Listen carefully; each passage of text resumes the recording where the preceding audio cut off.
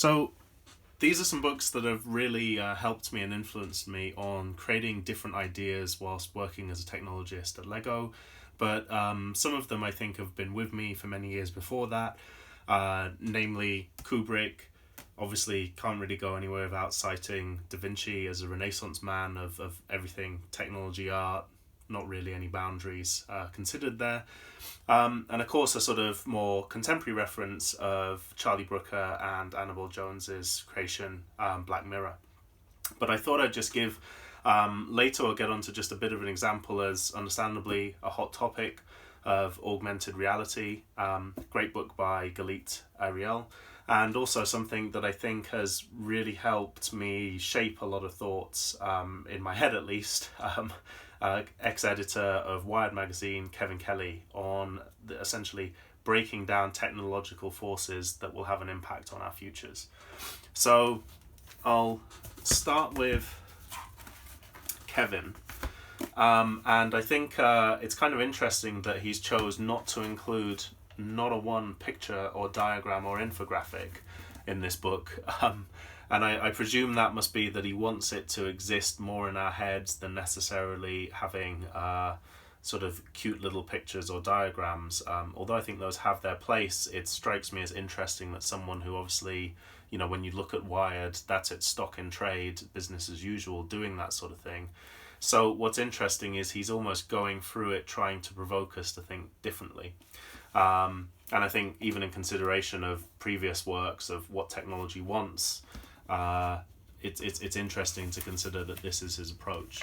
So again, I'm not going to go blow by blow for all of these, but headings such as becoming, cogifying, flowing, screening, accessing, sharing, filtering, remixing, interacting, tracking, questioning, and beginning.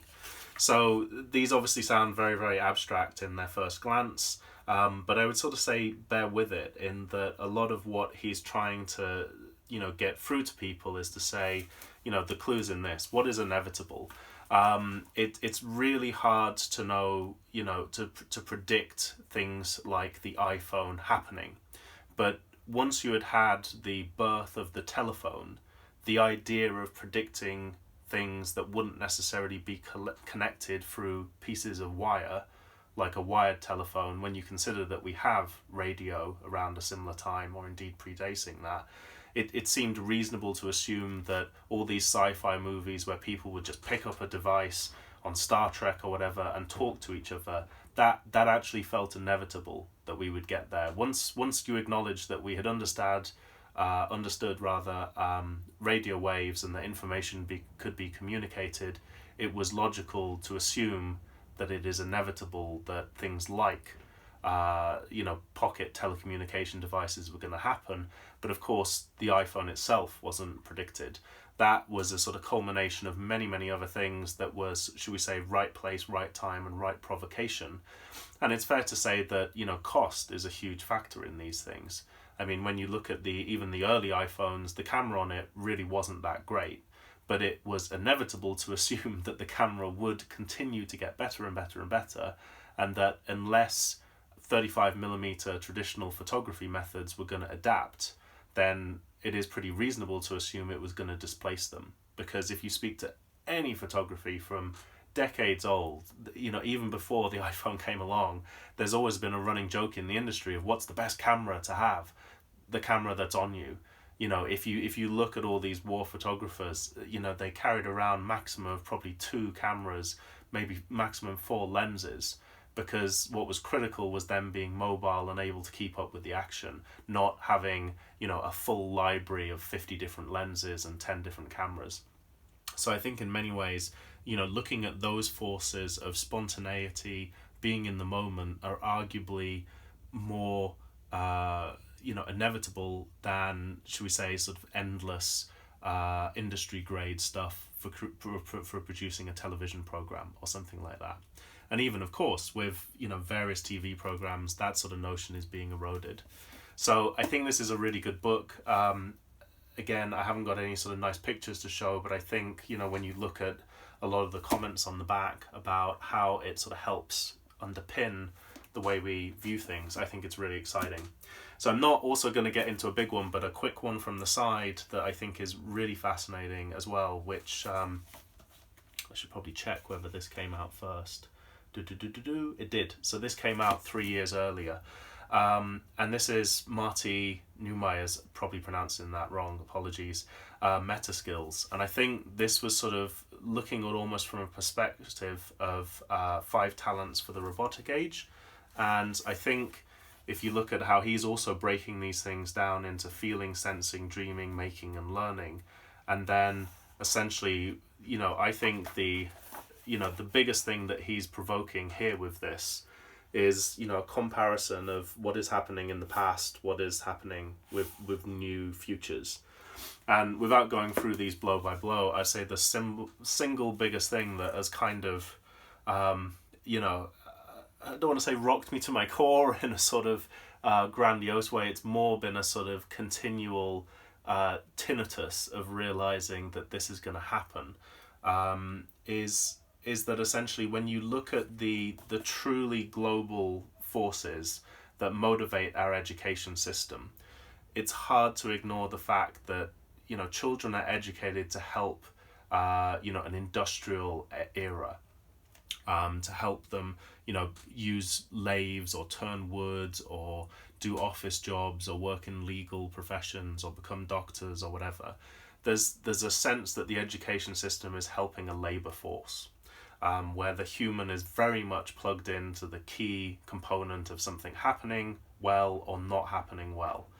What's interesting about when you provoke the idea of a robotic age is we move from an industrialized era to a robotic era. And this isn't about saying the robots are coming, they're taking our jobs. Frankly, please, if a robot can take a job that a human should never be doing because it's mindless or dangerous, I'm all for it, even if the sacrifices, of course, we disrupt people's incomes. I don't say that lightly or glibly, but I think, why would you want people continuing to do something that sucks if a robot can do it?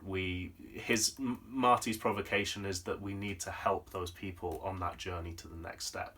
And read the book if you want to get into some intelligent discussions of why that is.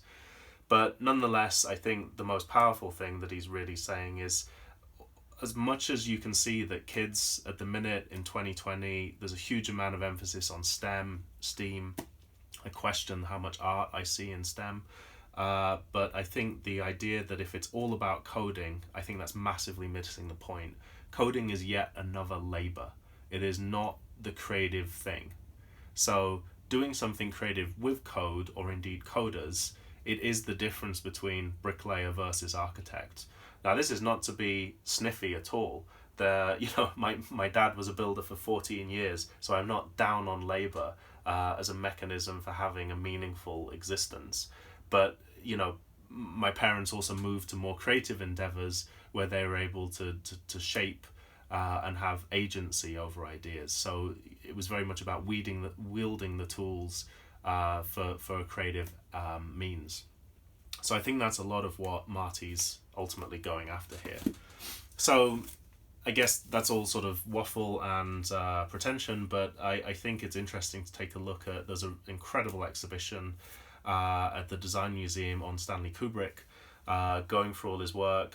I'm not going to go into 2001, but I think taking a look at this book, the sheer breadth that he has, taken from ideas, everything from war all the way through to the future, I think is just absolutely staggering. And this book itself, it's available in a larger format, but I think it just shows an incredible breadth of one person. And when I say one person, I do caveat that with a small asterisk, because what I think Kubrick did so well is that when you look at a set like this, sure, it is his vision of what 2001 Space Odyssey was all about, but these chairs weren't designed by him. These suits weren't designed by him. The shoes weren't designed by him. This was him working intelligently with people who brought all this together. I mean, whether you can see this right here, this is Hilton Hotels, who are obviously bankrolling a good amount of that R&D of what the future of, living or moving between your home looks like. And so I think this, for me, is kind of the point if you're working in R&D, is that there's this really wonderful connection between, science fiction as a provocation of what could be, and then quite often engineers and people trying to actually realize it, in doing so take that extra leap to make it, sort of almost will it into existence. Now, this isn't to say that we just casually defy the laws of physics, but an idea that, we can be inspired by something, and that can in many ways help fund projects to bring it into reality. So again, what's great about this is he shows a lot of the tools, and you can probably see here just the little guide wires and all sorts of techniques going on. And I think that's just absolutely terrific that he's got all these elements coming together. Safe to say, Kubrick again has not just sort of played it safe. If I'm not going to get into it to keep it as PG friendly as possible, but anyone who's seen Clockwork Orange would be aware that there's some very gruesome, explicit ideas, which of course when you look into the author Anthony Burgess, he was deeply troubled by the ramifications of this. And I think, dare I say it, it's not to get into a debate about should this or shouldn't have this happened, but it's safe to say as much as there was anxiety and fear around would there be copycat killings, let's face it, the numbers never substantiated it. And I think we always go through this cycle of people worrying about what is it that lives deep inside us. At the time of doing this review, the film Joker with Joaquin Phoenix, people were worried about whether this would be copycat killings. I think if anything, it's completely missing the point of trying to actually get into an intelligent discussion about the fragility and the lack of support that would necessarily allow someone to go the full extent to become a danger to society. And I think, without in any way mashing anyone's words, Kubrick was definitely trying to provoke the question, not necessarily provoke people to do anything like what was in the movies at all. It's very clear his stance on that. And I think we can get into that with Charlie Brooker as well.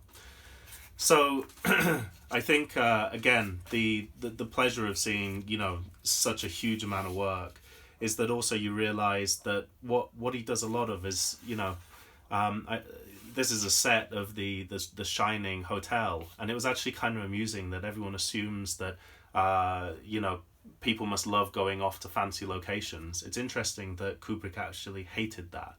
I think even for... got a mental block. Not Platoon, it's the other one, Born to Kill. You know what I mean? The war film, which will come back to me. But basically, that one was actually filmed in London in a burnt out oil rig factory that was for a gas processing plant. And so it's interesting, when you get all these little stories of how much, the reason I mentioned this wasn't because it was an interesting location, but actually Kubrick's need to shut out external distractions so that he could manage to focus on creating the right vision. So he was shipping in tropical plants so that it would make it so that this would basically give the right effect with the sets. But I find it quite startling and revealing that was the level of control that he went to. Is rather than shooting on location, he would actually create it in a place where he felt he could focus on, the job at hand. So this is a beast of a book, and as I said, there's one about this big as well. I'll put a link in below. So Charlie Brooker, I'm going to be honest and say a bit of a fanboy, but at the same time, this isn't going to be a fanboy homage. I think what I love about what Charlie Brooker does, and I've seen him speak in a Guardian interview at the O2 Arena, and so I'd say it's nice to sort of put a little bit of character to the book as well. But anyone who hasn't seen Black Mirror, it's on Netflix and various other places, I believe. But essentially, what I love about it as a technologist is bringing together that the notion that you can provoke something and almost will it into existence. And I think when you look at all the design teams, a little bit like Kubrick, working with all these artists and collaborators, it's actually fascinating that you start off going, this is science fiction, and at what point does it start to encroach on fact? When does it actually look like this is truly possible? So, as I said, I'm going to keep this PG, not X-rated, but there's quite a famous, the first offering of Black Mirror was about a man having to, should we say, engage a pig in a way that is not fit for discussion over the dinner table. But there's this phrase which really stuck with me of it's already happening in their heads. In their heads, that's what you're doing. What my husband's doing. And the point is that I think it's a little bit like when you say, don't think of a pink elephant. You're already starting to think about it. And I think Charlie Brooker uses this trick incredibly well of questioning how much do we have to build expensive sets or big elaborate things which cost a ton of money, or how much actually do we allow people to connect the dots and complete the circle themselves. And so this doesn't actually show anything at all, just to reassure people, and sorry if it's a spoiler, it's the notion of how we would react to something that is grotesque, but also, dare I say it, obviously a comment on the fact that we would drop everything and do that is the sad prediction. So again, I think coming from a sort of someone who's worked a lot in trying to create technology that doesn't exist, and also, you know, going through all these ideation processes, this, for example, was an interface you can see just there for essentially a really fancy tech contact lens that could play back your memories. And what's interesting about this is, other than having a little clicky button, which obviously does nothing, and probably no more than very, very good After Effects tracking of putting a little sparkly image over someone's eyes, all the heavy lifting is frankly not done by the tech people, but by the actors, who did a terrific job of actually showing what it would be like to be given the Pandora's box of having total recall of memories in high fidelity clarity, and in some ways it's almost surveillance of oneself. And I think what's interesting is that for me the lack of technology that is in an episode like this, and yet how much provocation and how much emotion it rises inside you, the viewer. And so I think this book for me is just great, you know, as an accomplishment, a compliment to the show, and dare I say it, even, you know, anyone who's looked at my previous work will know I'm a bit of a junkie for the cardboard modelling, and here we have a sort of quick mock-up of what something would look like. I'm not going to get into whether I think this is necessarily the best way that someone's desk should be orientated, but the point is it was useful, and it was obviously a fun journey for the team working on it to consider what, you know, digital workspaces would look like.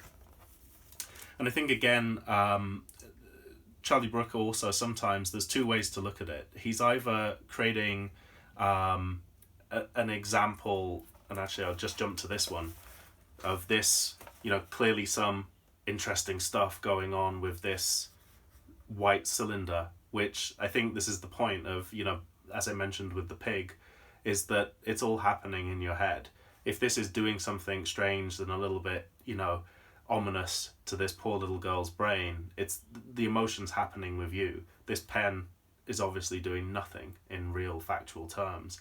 And I think that's what he does a really, you know, the mother's face is guiding you to this is obviously a negative experience, or indeed it could have been a positive experience had it been framed differently. And so I think that's what is really exciting about this book, is it walks you through how to essentially play with people's emotions through creating things. The other side of it is actually to use existing technology. So all this sort of motion capture and joystick, animatronic type stuff has been around for years. And yet it was given a new modern twist, which, again, anyone who knows the episode Waldo moment, we find ourselves now with Boris Johnson and Donald Trump. Not going to get into which side of the fence that needs to be on, but you can appreciate sometimes life is actually quirkier than the thing, you know, that parodies it. And I think that's what's really interesting, is how he'd used existing tech, but at the time pushed what he thought was the limit of a plausible political figure. But again, dare I say it, it's one of those complex things, and I'm not welcoming YouTube comments on what my political persuasions are, but it's certainly interesting.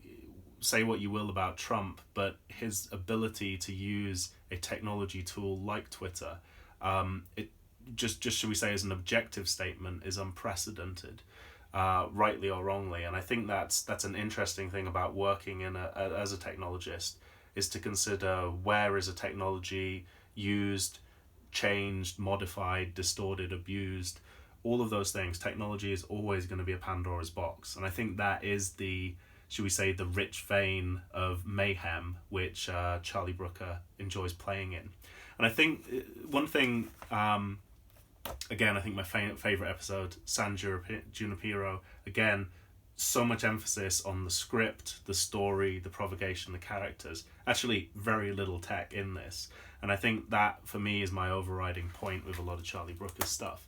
And for anyone who's just spent a lot of time, should we say, at the fringes, I massively get into why he ends up doing these things. And I think one of the most exciting answers I think he gave, which, dare I say it, for me was a sigh of relief because it's what I feel, which is why it was memorable, is that rather than Charlie Brooker saying, I feel dystopian about these things, if anything, the fact that he creates unquestionably dystopian views on society, I think, you know, and I'm butchering his words, I don't remember the exact quote, but it was very much to the effect of, he would be more concerned if people weren't outraged by what is in Black Mirror. If anything, it gives him hope and comfort to know that if he does something which is a complete abuse or misuse of a technology and people react accordingly, that is a reason to be optimistic rather than pessimistic as to the fate of humans and society. So I actually have always felt technology will definitely have casualties, and of course one hopes that one won't be at the painful end of that wedge, but overwhelmingly it seems that we do use these tools for good. So again, going through that, wanted to mention again, sort of, if you're thinking, well, you know, I've been given the unfortunate task of my boss saying, do something interesting with augmented reality. There are not many interesting or easy ways to get into this. And I think what's great about this book by Galit Ariel is that she really goes into sort of how to navigate this. I'm not going to go through it blow by blow, but I think the fact that she has the courage to, should we say, head off the criticism at the pass of saying, let's not do a Google Glass. For anyone who remembers, the problem with having a little camera on your glasses as they videoed someone is there was a whole host of things that just didn't work from the user's perspective. So it's not that, you know, the ability for us to record our surroundings isn't, to use Kevin Kelly's point, inevitable. It will happen. We document so much on our phones, surveillance is everywhere. The subtlety is what is going to be the socially acceptable way to do this. That, in many ways, is the more interesting area to play in. Rather than, should we say, just being negative about an experiment that didn't work by Google. But it is, you know, dare I say, we're going to look back and go, yeah, that was chapter 1. Let's consider where it takes us. So again, Maslow's hierarchy of needs, I'm not going to get into how much I necessarily agree with their impact or significance anymore, but you can't question the impact that it does have on a lot of prevalent thinking. And I think this issue, I'm going to show my age now, but old films like Lawnmower Man, of what is this idea of, you know, transcending something, if we go beyond self-actualization. There's always been this sci-fi thing of what is it that machines might take us to learn something or be something beyond ourselves. I think there's a whole host of other things that we should probably be focused on, like eating less sugar and fat and etc., being nicer to each other, not having wars. But nonetheless, there is a huge component of, you know, virtual reality that is about how do we have duality or multiplicity of existences, and are those necessarily healthy? I'm always reminded by a phrase which I love when I was in Japan of there is a side of a man that obviously applicable to women, side of a man which his workplace sees, side of a man which his family sees, and a side of himself that only he sees. And of course within that, a bit like Charlie Brooker, there is a slightly dystopian undertone to, you know, is that a private world which is necessarily wholesome, or is it something a little bit more, suspicious? And indeed, how many of those things will future generations have to operate? Filtering is obviously a problem for a lot of generations, being, should we say, too omnipresent in two different, many variations of themselves can be overwhelming. So how do we manage that? And I think that's what's quite interesting, is that, Galit getting into the, there's the past, there's you, the future. How do these things look? At the minute, we consider this very much an instantaneous click, but of course it's being duplicated, recorded, and it's this thing which again is covered in Black Mirror, and I'm sure many other sci-fi films, of what happens when you have instant recall of the past, or indeed you're starting to sort of shape the future with increasing speed due to new technology and tools. So again, these provocations I think are especially interesting, and again I think she does a sensible job of saying, what is the impact of online here? What are the other things from church, neighborhoods, schools, family, colleges, co-workers, and friends that are perhaps looking like they're a little bit on the decline as regards, sort of interactions and intimacy. So again, things that you often hear talked about. I think anyone who's not familiar with the phrase uncanny valley, I'm not necessarily going to do it now, but Google it. It's an interesting point of how to navigate this.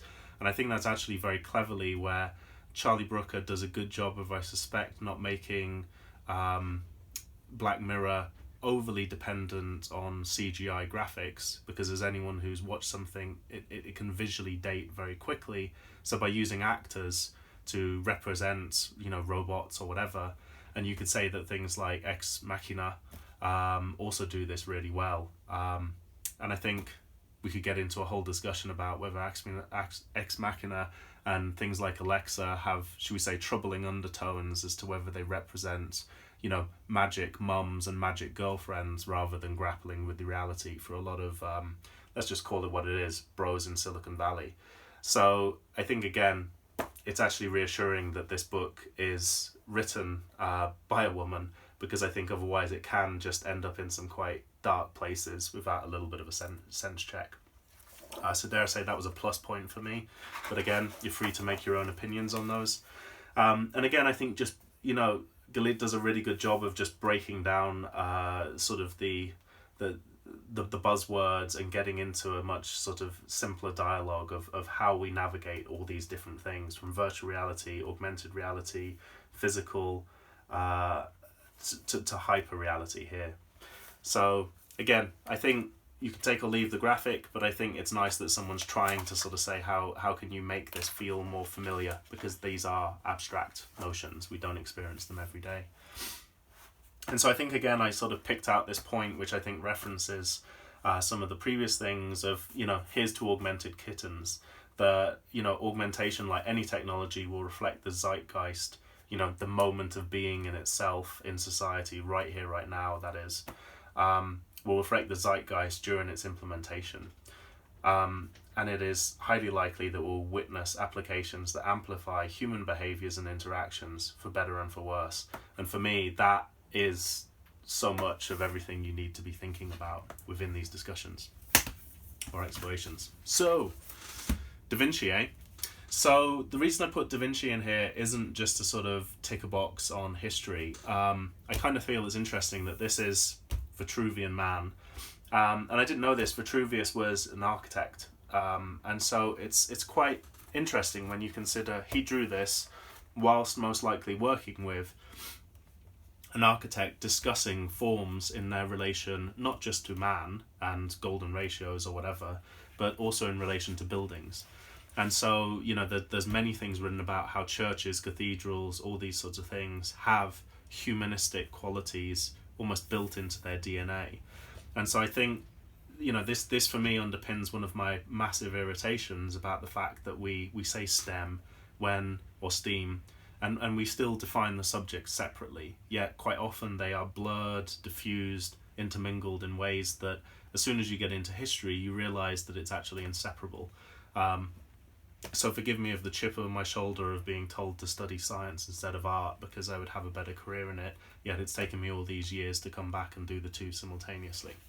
So best advice I ever had, look at the person giving you advice. So if you disagree with what I'm saying, that's fine. I don't have authority on all these things, of course. So again, I kind of think what's interesting about DaVinci, and again, just bringing this into shot here, complete paintings, relatively thin, complete sketches, pretty hefty volume of work. And so I think even though we spend a lot of time talking about this DaVinci, it's kind of interesting that DaVinci, when not painting Mona Lisas for, over a decade, I think it took him working on it. It's also, he was just doing pretty standard stuff of like, how can I make a mechanical hoist? And, things like this. So I think it's quite remarkable to actually, study the full picture of what his life and indeed his profession and how he put food on the table. And I think even though you see him, tackle all these sorts of incredible things that he's usually known for, his observation of nature, it's impossible not to think that he wasn't simultaneously completely seduced by the beauty of nature, but then also the sort of the brutal forces of nature and destruction. And not to sort of end too much on a downer, but I kind of feel that in some ways it's more honest just to say that, when you look at Da Vinci, of course he, was painting things of absolutely mind-bending beauty, which I haven't got the words or the faculty to explain or do justice to, but he was also working for the equivalent of like the ministries of defense or whatever, and making, he really doesn't spare any detail here, that these are sort of limbs that have been sliced by whirling blades as they're drawn through horses through a battlefield. And so he made a considerable amount of his money designing things that were ultimately about destruction. And so again, this isn't me in any way being down on Da Vinci, but it's just to say that can we be a little less rose-tinted about the fact that in order to progress so much of what he did, he was someone who is a realist about where his income came from and also where his inspiration came from. It's very obvious that his ability to, should we say, understand the human body was turned to, incredibly beautiful and profound and uplifting things, but it was also used for things which were considerably less so. And I think it's a rare privilege if one can make a choice between those two things. And I think, without getting too much back into Black Mirror or Stanley Kubrick, I think it's pretty fair to say both of those, a lot of the consistent thread through a lot of the work is about saying we ultimately have these tools, it's about what we choose to do with them. That's the bit that's on us. So I don't believe the robots are coming. I think the humans are firmly in control. But I hope some of these books are useful, and I hope my little bit of waffling along gives a bit of shape and colour into how to use them. And please do throw in any comments below. Thanks a lot. Bye.